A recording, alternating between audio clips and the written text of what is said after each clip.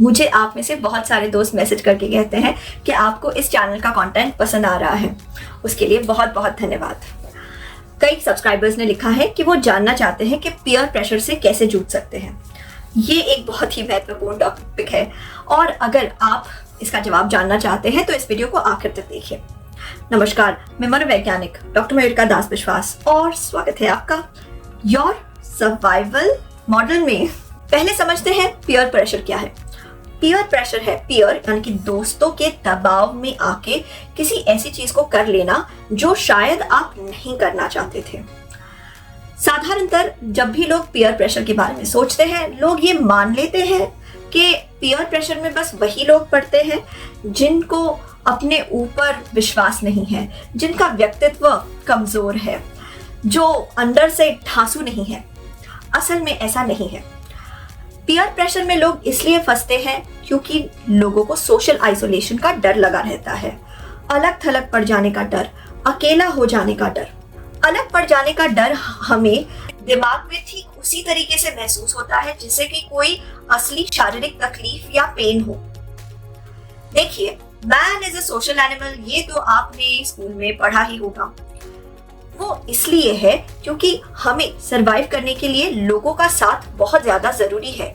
अगर एक इंसान, चाहे वो प्राचीन काल का इंसान हो या आज के समय का इंसान हो, अलग अलग रहता है, अकेला रहता है, तो उसके लिए सरवाइव करना बहुत ज्यादा मुश्किल हो जाता है।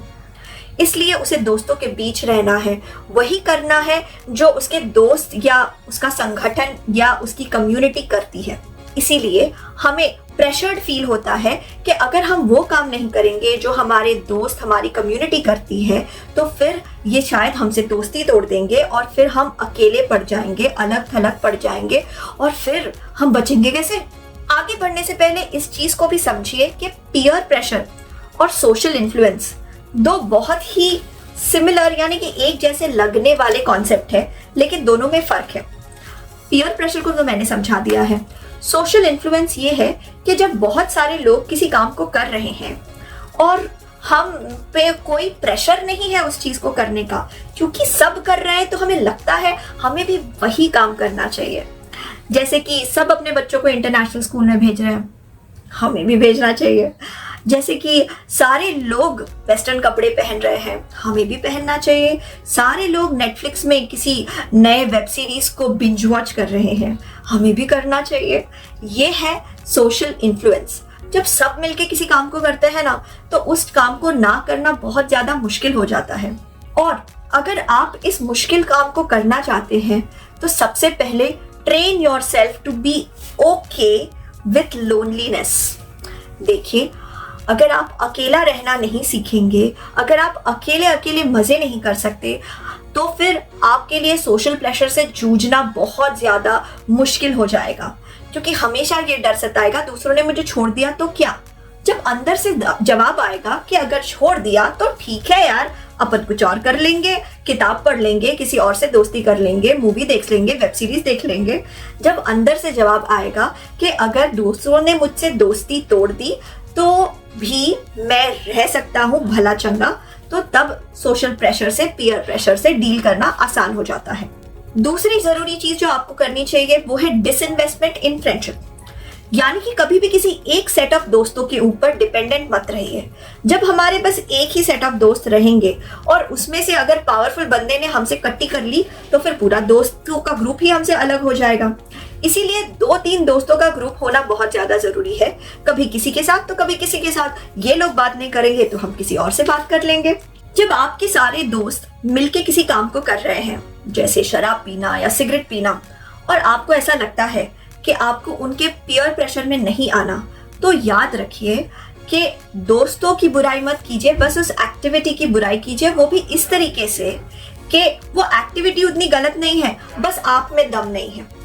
देखिए, अगर आप सामने वाले को कह देंगे यार तुम्हारे फेफड़े जबरदस्त है, तुम पी सकते हो सिगरेट, मैं तो फुद्दू हूँ, छोड़ो यार मेरे पीछे क्यों पड़ना, आज सिगरेट पीऊंगा 1 हफ्ते तक खांसता रहूंगा।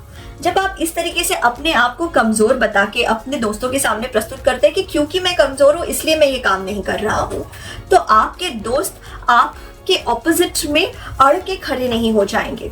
क्योंकि जब हम कहते हैं कि ये काम ही खराब है इसीलिए मैं इस काम को नहीं करना चाहता, तो अचानक आपके दोस्तों के ऊपर एक सवाल बन जाता है कि अच्छा ये काम खराब है, यानी कि तुम ये कहना चाह रहे हो कि हम खराब है, तब वो और ज्यादा रिजिड हो जा सकते हैं।